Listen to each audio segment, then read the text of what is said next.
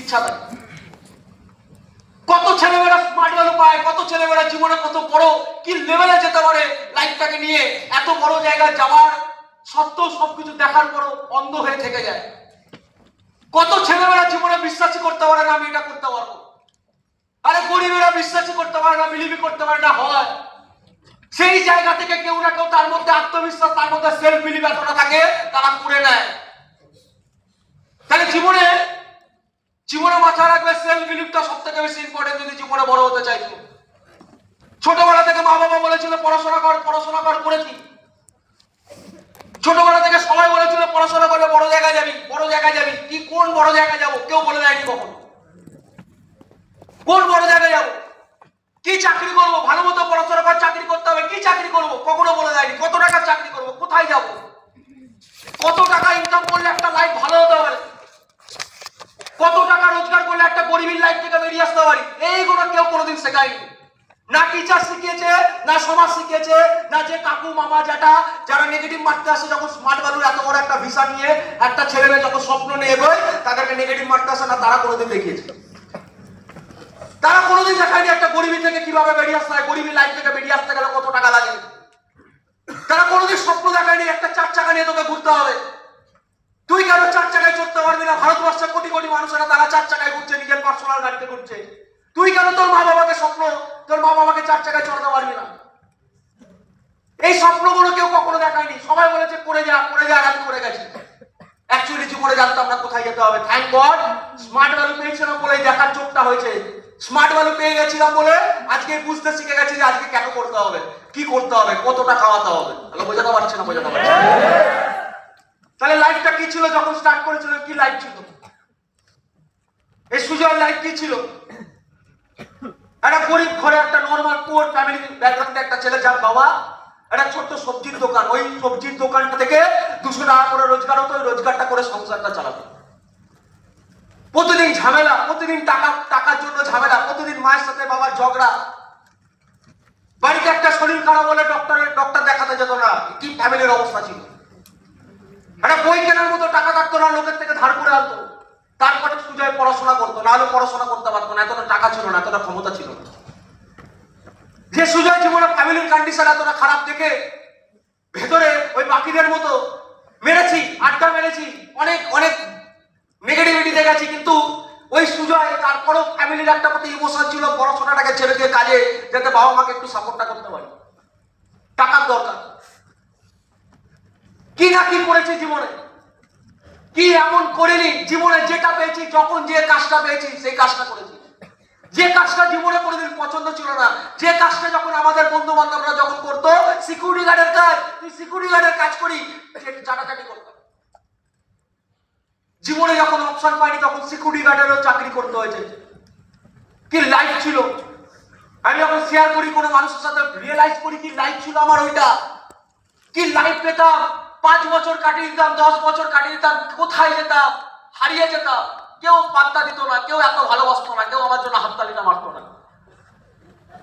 কথা বলে জীবনে প্ল্যাটফর্ম কেন দামি, জীবনে প্ল্যাটফর্ম কেন দরকার আছে? কত মানুষ প্ল্যাটফর্ম পায় না, জীবনে প্ল্যাটফর্ম কেন দরকার আছে?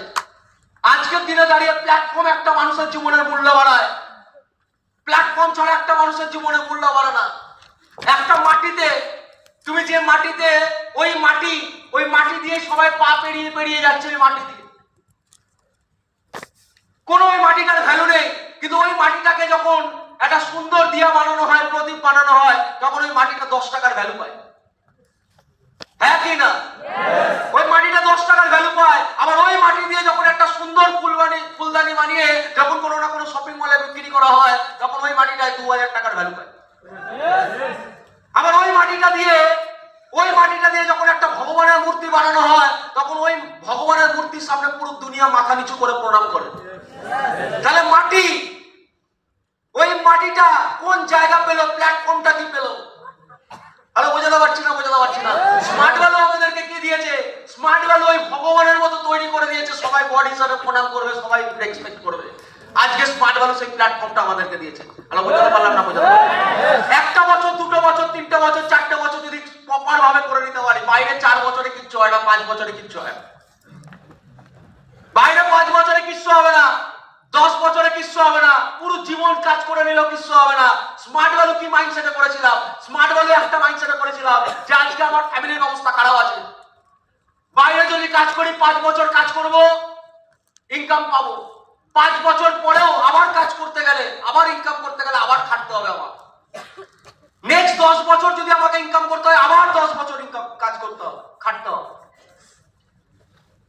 তাহলে যতদিন বেঁচে থাকবো ততদিন খেটে যেতে হবে, ততদিন খেটে যেতে হবে। স্মার্ট ভ্যালু করবো কেন? স্মার্ট ভ্যালু করবো প্যাসিভ ইনকাম করার জন্য। Yes or no? Smart value করবো প্যাসিভ ইনকাম করার জন্য। স্মার্ট ভ্যালুটা করতেই হবে প্যাসিভ ইনকাম করার জন্য।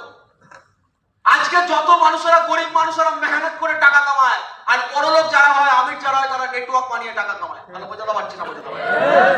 তাহলে জীবনে এই জ্ঞানগুলো কখনো থাকতো না যদি আজকে স্মার্ট ভ্যালু না পেতাম। এই জ্ঞানগুলোকে আজকে এই জায়গাটা, এই জ্ঞানগুলো স্মার্ট ভ্যালু লিডাররা, স্মার্ট ভ্যালু প্ল্যাটফর্ম আজকে আমাদেরকে দিয়েছে। তার জন্য আজকে আমাদের জীবনটা উজ্জ্বল হয়েছে। বাইরে মার্কেটে কি আছে? একটা ইয়াং ছেলে কোথায় দেখাতে পারবে তুমি? কোন এমন প্ল্যাটফর্মে দেখতে পাবে তুমি? নাই বাবার টাকায় ঘুরছে, আদারওয়াইজ বন্ধু বান্ধবের থেকে ধার নিয়ে ঘুরছে। কোথায় দেখতে হবে একটা ছেলে নিজের দমে 20 লাখ টাকার গাড়িতে চড়ে? কোথায় দেখতে হবে? নাই সে বড়লোক ঘরের ছেলে, নাই সে এমন কোন পজিশনে আছে হেভি ট্যালেন্টেড। কিন্তু একটা সাধারণ ঘরের ছেলে যার ফ্যামিলি ব্যাকগ্রাউন্ড এতটা খারাপ, সেই সাধারণ ঘরের ছেলেটাও, সে যদি তার স্বপ্ন থাকে, তার টার্গেট থাকে, সেও উঠে আসতে পারে, সেও নিজের স্বপ্নগুলোকে পূরণ করতে পারে এখান থেকে। Hello, yes hello? সেও নিজের স্বপ্নগুলোকে পূরণ করতে পারে।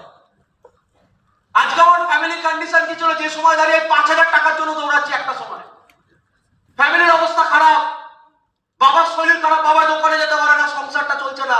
5,000 টাকার জন্য কুত্তার মতো খেটেছি, কুত্তার মতো দৌড়েছি। 12 ঘন্টা ডিউটি।